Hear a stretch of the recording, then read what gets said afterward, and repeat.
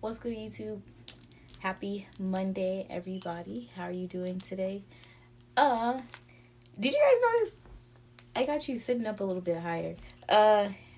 Different type of setup today. I'm actually pretty excited about today's video. Whoa! You see? My camera totally just... Okay. Pause. Now we gotta start all over. Hold on. Alright, let's try this again. I was saying... different type of setup, yada yada yada. But today, I'm pretty excited about today's video. Even though you see the title, I'm gonna be talking about depression and stuff like that. But I'm excited mainly because like I'm about to be just super transparent, and I want to give you guys an inside scoop on how my depression works and how I'm able to still cope and get through my daily life, and how I'm able to deal with it, and how I'm still able to smile and just put positivity out into the universe. But I also want to let you guys know like the darker side of it, and the thoughts and the feelings and the emotions behind it. So I'm gonna be clear cut and open, raw, transparent. So I hope you guys are able to get something from this. I hope that you are, well, I ask and I hope that you can watch with an open mind and an open heart. And more than anything, I just want to shed some light and, be transparent. That's like my main word that I've been using recently. I just want to be transparent and open, and I just want to help somebody. So if that means sharing parts of my story, or if that means going more into depth and detail about my depression, then hey, by all means, that's what I'll do to help somebody else, to save a life. So let's get into it. But before that, how's everybody's day going? How was your weekend? How was what did everybody do? I didn't really do much, did I? No, I didn't. I have homework due that I haven't even thought about, but besides that, we chilling. So let's get into the video. All right, I got my handy dandy cracked iPhone 8 Plus for my notes that I took before making this, or before I started recording. I also have my little whiteboard that I'm gonna be doing a little demonstration on.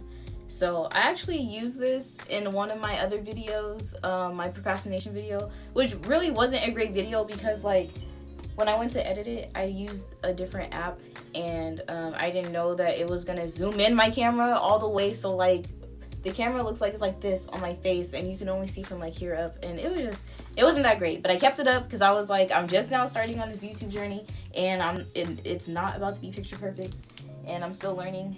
Like I teach myself everything, I do everything on my own, so it is what it is. But I'm about to give you guys this demonstration and drop some facts, so let me know what you think about it. I'm gonna jump straight into it. The first fact I want to drop is depression. Depression is not the same thing as sadness. They are not equal. Sadness, in my opinion, these are all okay. What I'm about to explain right now is like, the first part is going to be my opinion, and then I'm going to drop the facts, okay? So my opinion is, when you're sad, of course. You fall, a little kid falls and scrapes their knee. You get a bad grade on a test. Your boyfriend breaks up with you. Something like that, yeah. You're able to pinpoint it. I think that's my main message. You're able to pinpoint why, like, you've been so down and affected, right? With depression, it's way deeper than sadness. It's way deeper than I'm crying, like I had a bad day. It's so much more. It's sadness. Sorry about that. You feel overwhelmed. You feel lost. You feel lonely. You feel disconnected. You feel a lot of different things. Me, I was diagnosed with depression when I was 14 or 15. I'm 21 now. But I've been battling with it since I was like 13. So it's like I dealt with it for like a year and a half, a good 2 years, before the doctors were like, okay, yeah, like something's wrong with you. What's it called? So I'm used to it. I've learned to like accept it, because when it first happened and I was like going through everything, it was in junior high, 7th and 8th grade. 7th grade was like the worst school year I've ever had possible. I was always sad. I was always crying. It was just like, But yet I was still going to school, making sure all my friends were happy. I was still like a light in other people's lives, but I was still like severely depressed. It was really, really bad. And so now I know the difference between sadness and depression, because I've been dealing with it for so long, you get me?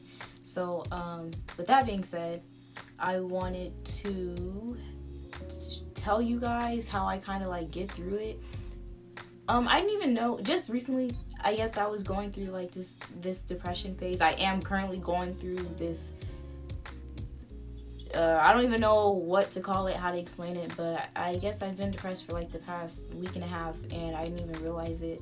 And my energy has been extremely drained. It's been hard for me to get out of bed. It's been hard for me to make my YouTube videos. As you guys can see, I haven't posted in like 2 weeks, besides me making that chicken and waffles video yesterday.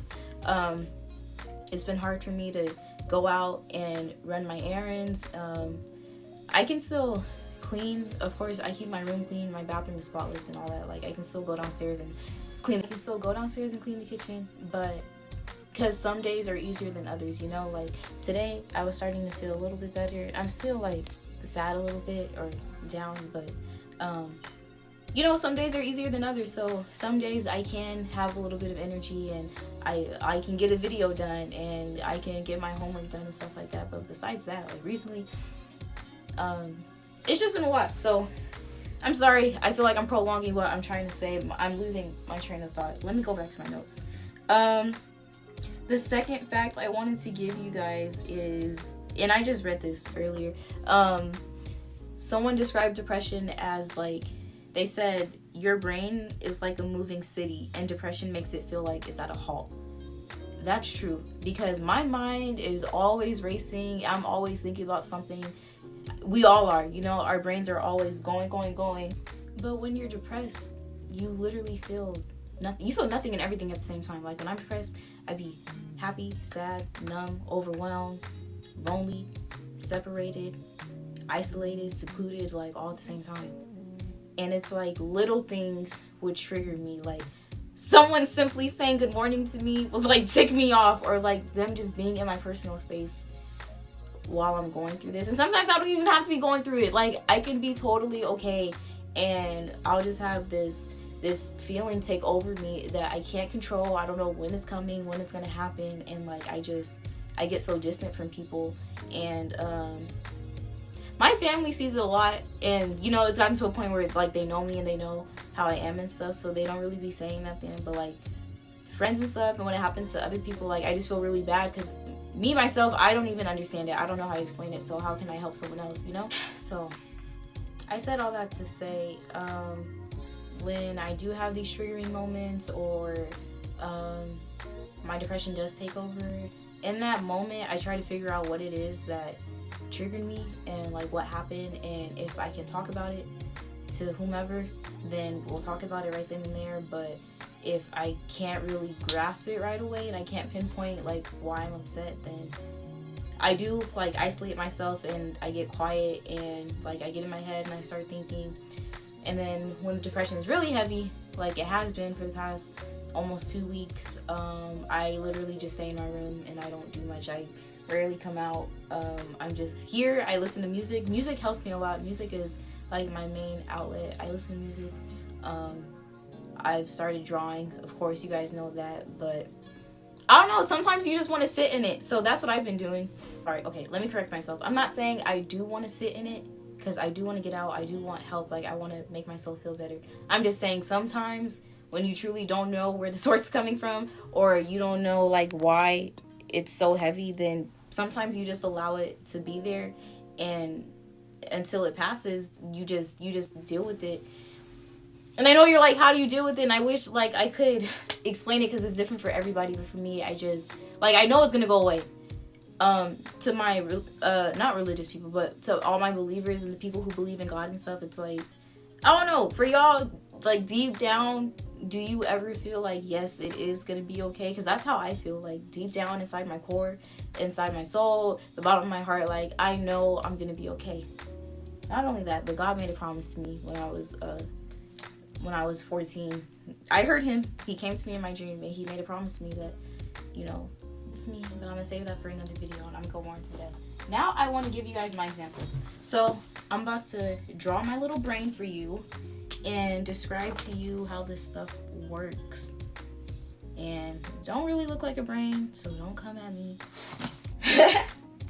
But there's two parts of the brain that I'm going to talk about today. I'm going to talk about the limbic system, and I'm going to talk about the prefrontal cortex. And we all learned about this in high school. I remember learning about it. I don't know what year it was. I think it was freshman year. Don't remember the class, but I remember we kind of learned about this. So, here's my brain. Isn't it beautiful? Here's my brain, and here is your prefrontal cortex, and this is your limbic system. Pause. Apologies. Before I go straight into that, let me read you this fact that I wrote about depression, because like I totally understand why they felt this way before. So I wrote, before people describe depression as a chemical imbalance in the brain. Specifically, scientists believe the lack of the neurotransmitter serotonin was to blame. And for those of us who don't know what serotonin is, it's a feel-good chemical. And so they were saying, the scientists were saying, people who have depression were lacking serotonin in the brain, and that's why they were depressed. So when they would give people medicine, they would prescribe patients and people who had depression medicine back then. The medicine, of course, had serotonin in it. So when the depressed patients would take the meds that had serotonin, the scientists would only hope and believe that it would make them not depressed and it would make them happy and stuff like that. But it didn't really work out, as you can see. So now with all that being said, I can understand why the scientists were doing what they were doing back then, and why they would believe that medicine would be the only cure. And I have taken meds before. Like when I was first diagnosed, they had prescribed me antidepressants, and I think I took those for about like 4 months straight. And I would take 1 pill a day every single night before I went to bed. And eventually, after a while, like the antidepressants were making me depressed. Like they were making me feel like life sucked all over again, and I was just sad all the time. And not even sad, like it was like my emotions were heavy, but I wasn't really sad. I think I was starting to become numb, and like I just didn't really care anymore. And I noticed that because usually like I'm real goofy and I'm hyped and I like to laugh and stuff, and the medicine was not making me feel that way. So I told my mom I didn't want to take it anymore. I didn't feel comfortable. So I get it, but I don't get it at the same time. It's okay though, because now we have new resources and research and doctors and scientists who, and now you have me to explain it to you. So get back into this. I was going to explain the prefrontal cortex and the limbic system. And again, I gave this exact, I'm sorry, I can't talk right now. I gave this exact example in my procrastination video. So let me see. I'm just rereading my notes. So what did I say? I said, which part did I say was the prefrontal cortex? I think it was the pink one. Your prefrontal cortex, this regulates your mood. It keeps you like right here. It keeps you mellow. It's like the smart side of your brain. It's like that hustle side of your brain. You know, you need to get things done. Yada yada yada. The good side. The limbic system. This part of your brain. This deals with procrastination. This deals with short-term goals. This deals with long-term goals, and it regulates your body. Short-term goals, procrastination, it's like, you know those dishes need to be washed, but you're still upstairs watching TV, you're still upstairs watching Netflix. And it's the part that's like, it's more on the chill side, chill high school side. This is like college and early adulthood years, like I'm ready to settle down and my life is getting serious type stuff. This is like, I'm still chilling. Like, I still want my parents to take care of me. Like, I'm still eating Lucky Charms and Trix in the morning, 3 in the morning, stuff like that. That's the side of the brain. That's crazy, huh? Now, you're probably thinking, Daji, what does the brain have to do with depression? And what does that have to do with the message you're trying to give us today? What I just explained, the prefrontal cortex and the limbic system and stuff, that part necessarily doesn't have anything to do with my message today, but we are gonna talk about the brain. And now I'm gonna give you an example of the hippocampus. and what it does to people who struggle with depression. So the hippocampus is like this little horseshoe looking thing that's ugly. I thought I knew how to draw. Hold on. Almost done.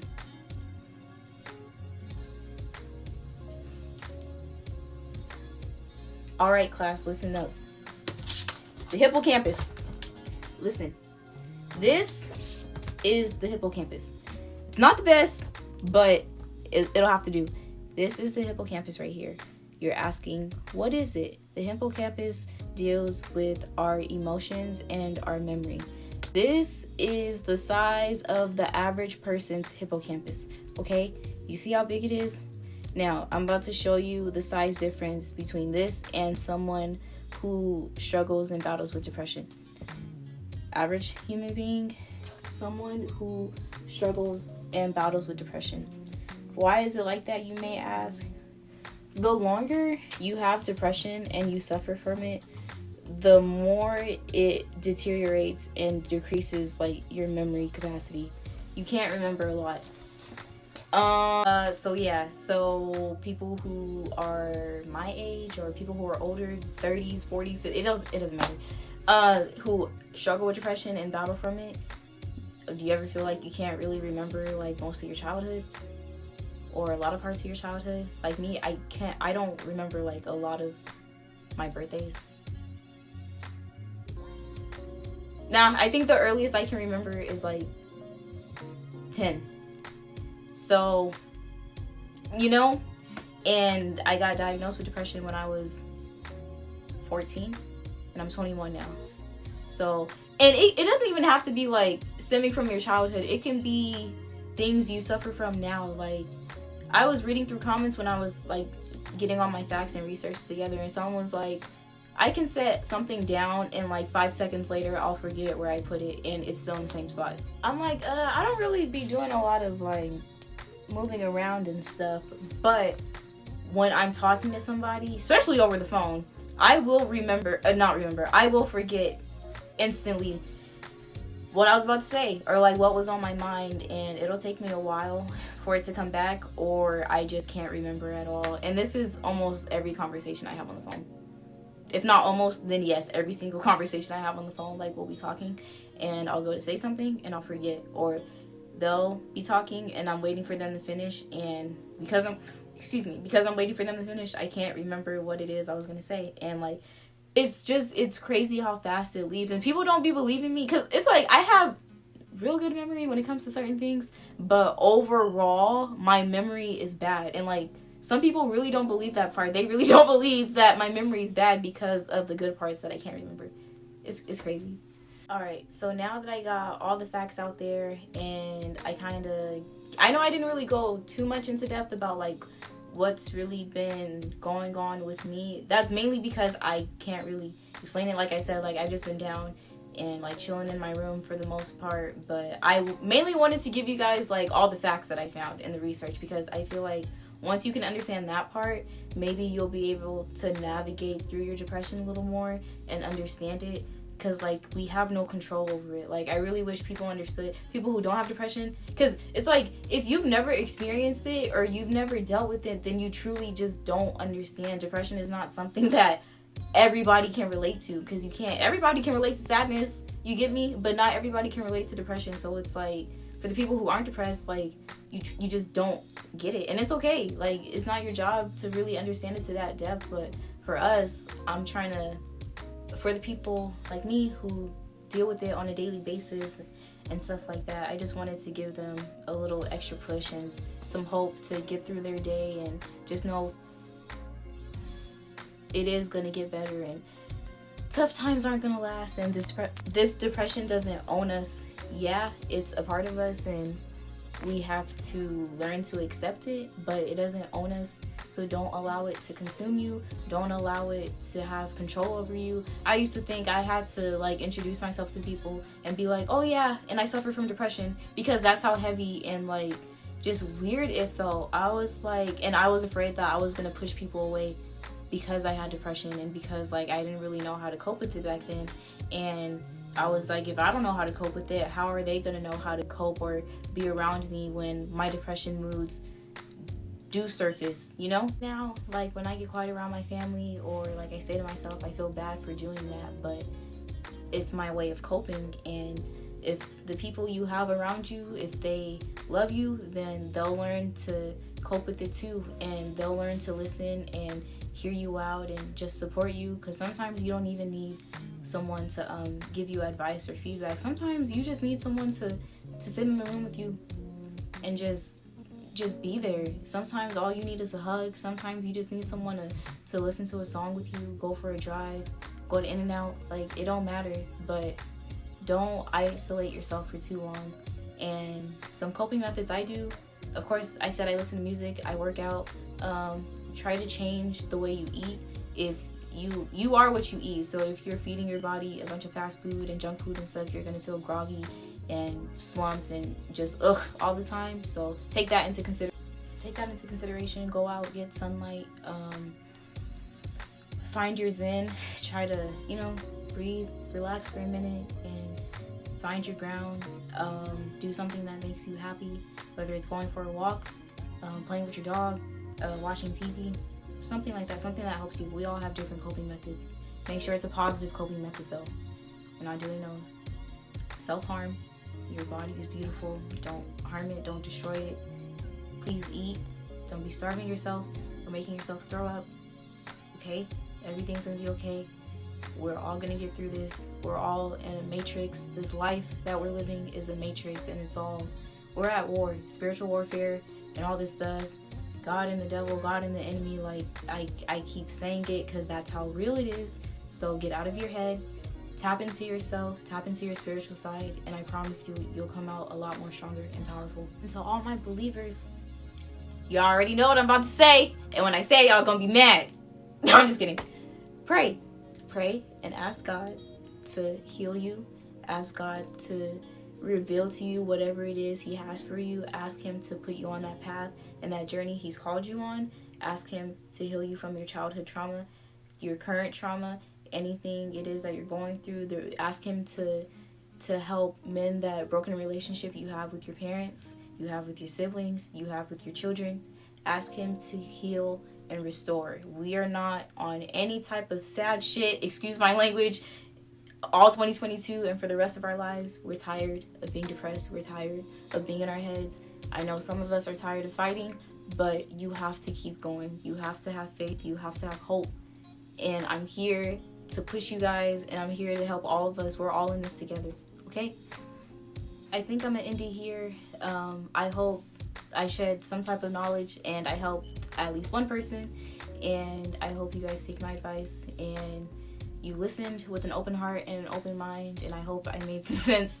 And I hope you have a wonderful rest of your evening, and I hope you get a good night's rest and you wake up in the morning with a beautiful smile on your face and you're ready to take on the day, conquer it. It's yours. Take full control of your life and your capability and all your powers, okay? Don't forget to like, comment, and subscribe. Thank you for watching. If you made it up to this point, thank you so much for rocking with me and staying true. Like, comment, subscribe, and let me know what else you guys want to see. And I will see you guys on the next video. Stay strong.